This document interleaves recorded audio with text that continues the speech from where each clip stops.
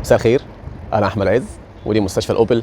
والنهارده معانا اول حاله الريموت ستارت احنا عملناها في مصر بفضل الله. كانت اول حاله في مصر احنا اشتغلناها، اول عربيه ريموت ستارت اتعملت في مصر هي العربيه اللي معانا دلوقتي دي.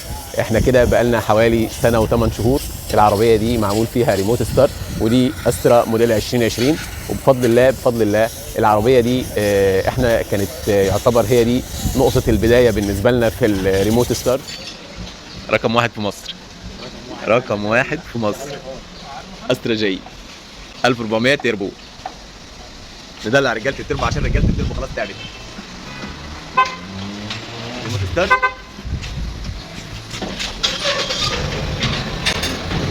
مبروك. تعال قرب عليها عشان تسمع. نبطلها. كل سنه وانتم طيبين. ومن بعدها وبفضل الله يعني كرت الشغلانه كلها بقى. ابتدينا نعمل الانسانيا، بعدها عملنا انسانيا موديل 2016 او 2017 مش متذكر. وبعد كده بقى انتشرت الدنيا كلها وبقينا نعمل العربيات الاوبل الاسترا من اول 2013 لغايه 2021.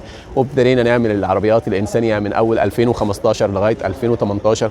بفضل الله كل دول بيتعملوا يعني بسوفت وير، كل حاجه كلها سوفت وير، ما فيش اي تعديلات في ضفيره، ما بنقطعش سلكه، ما بنعدلش ضفيره، والموضوع كله فابريكا. يعني احنا ما بنعملش حاجه خارج الفابريكا، هو فابريكا اوبشن نازل في العربيه بره، فاحنا اوريدي بنشغله عندنا. مش نازل في الاوبل كاوبل، ولكن بفضل الله احنا بنشغله على العربيات الاوبل. وبفضل الله احنا كنا اول ناس عملنا القصه دي في مصر بفضل الله بفضل الله. واول ناس عملنا تشغيل العربيه بالريموت او تشغيل العربيه عن بعد للعربيات الاسترا اللي هي ال 1600 العاديه مش التربو. اول حد في العالم بفضل الله عملنا الشغلانه دي كنت انا بفضل الله، وكان بفضل الله المكان ده عملنا تشغيل عربيه الاسترا اللي هي ال 2013 2014 2015 لغايه 2018 الموتور ال 1600 العادي مش التربو. الناس في العالم كله قالت ان الموضوع ده مستحيل يحصل، والناس في العالم كله قالت ان الموتور ال 1600 العادي ده ما ينفعش ان هو يشتغل عليه الفانكشن بتاعه الريموت ستارت. كنا بفضل الله مصممين على النقطه دي، وكنا بفضل الله عايزين نروح للنقطه دي باي شكل، وبفضل الله وصلنا وعملنا الكلام ده من اكتر من سنه ونص. وبفضل الله دي عندنا دي كانت بكوره شغلنا، دي كانت اول عربيه، دي العروسه دي هي فتحه الخير بالنسبه لنا في الموضوع ده.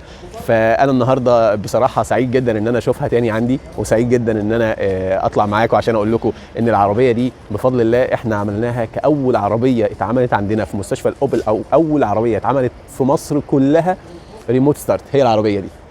وبفضل الله بفضل الله يعني لغايه النهارده العربيه شغاله، وبفضل الله كل حاجه فيها شغاله 100%. للناس اللي هي مش عارفه مميزات الدواره عن بعد او مش عارفه فكره الريموت ستارت، فهي ببساطه شديده احنا بنجيب لحضرتك مفتاح زي المفتاح الفابريكا بالظبط، ولكن الفرق فيه ان هو بيكون 5 زراير. ال5 زراير دول كل القصه فيهم ان هم الثلاثه اللي انت حضرتك عندك القفل والفتح والشنطه، ولكن بيزيد عليهم المفتاح اللي انت حضرتك تقدر تدور بيه العربيه بالريموت او تبطلها بالريموت.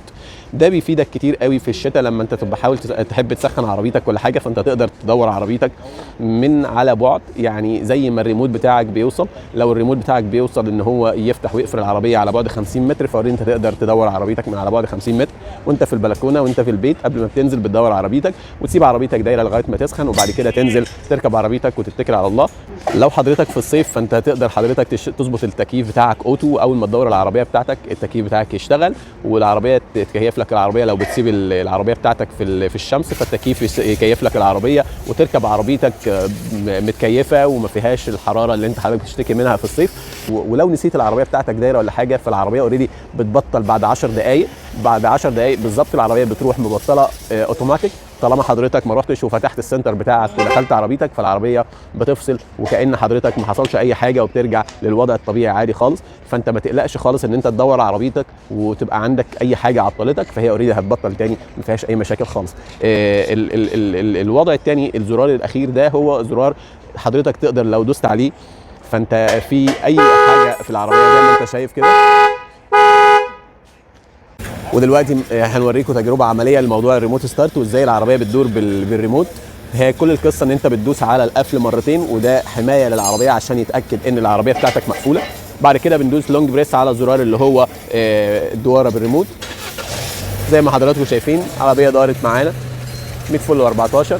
الامان والخصوصيه في الموضوع ده في اعلى ما يكون، لان ده فابريكا، ما هواش حاجه عبيطه معموله تشاينا مثلا ولا تركيب ولا اي حاجه، لا ده فابريكه الفابريكا، وده من افضل ما يكون في السيفتي. فزي ما انتم شايفين كده هنا مفيش الكلام كله، الشباك كله مقفول، الشبابيك كلها مقفوله، ازازك مقفول، عربيتك مقفوله.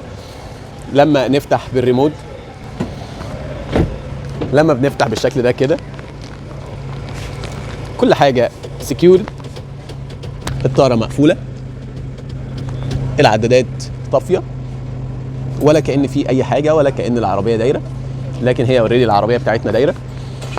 بمجرد ما انا بحط المفتاح في الكونتاكت،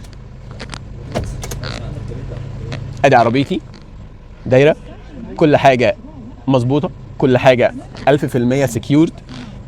العربيه بتحس المفتاح فيها، خلاص الموضوع خلص، مفيش اي مشاكل. فعرضت لك كل الاوبشن اللي انت حضرتك ممكن تحتاجها كعربيه طبيعيه جدا جدا جدا جدا. باختصار شديد الاوبشن بتاع الريموت ستارت هو ما بيغيرش اي حاجه في العربيه، ما بيعملكش اي حاجه مختلفه في العربيه. كل القصه ان احنا بنضيف فيه اوبشن، ما بنلعبش في السوفت وير ونغير فيه، فبالتالي انت ما عندكش اي حاجه هتختلف على عربيتك الا الزياده اللي احنا زودناها لك فقط لا غير. فالناس اللي هي بتقلق من قصه ان اللي هيلعب في السوفت وير ده مش عارف ايه، لا ده هنخرج من الضمان، لا ولا اي حاجه من الكلام ده كله. ده بفضل الله احنا في مستشفى الاوبل هنا كل شغلنا اب تو ديت. يعني لو حضرتك حابب ان انت تابديت الاسترا ال 1400 وحضرتك مش داخل الضمان وما عملتش الابديتس الاخيره بتاعه الجنرال موتورز، القصه بتاعه المشاكل الموتور والكلام ده كله ده، فاحنا برضو هنا بفضل الله عندنا الاوبشن بتاع الابديتس لغايه موديل 2021 بالنسبه للاسترا الجي. فما تقلقش من القصه، اي حاجه تخص السوفت وير فده بفضل الله رب تكون ميزنا بميزه. فهي ميزه السوفت وير وربنا ميزنا بيها من زمان جدا، من اول ما اشتغلت في المجال بتاع الاوبل، واحنا شغلنا في الاصل وفي الاساس هو السوفت وير والكودينج، فده شغلنا الاساسي وده بفضل الله احنا متميزين فيه وما زلنا لغايه النهارده بفضل الله. الاوبشنز اللي ممكن حضرتك تحتاجها هي موجوده عندنا في المستشفى بفضل الله.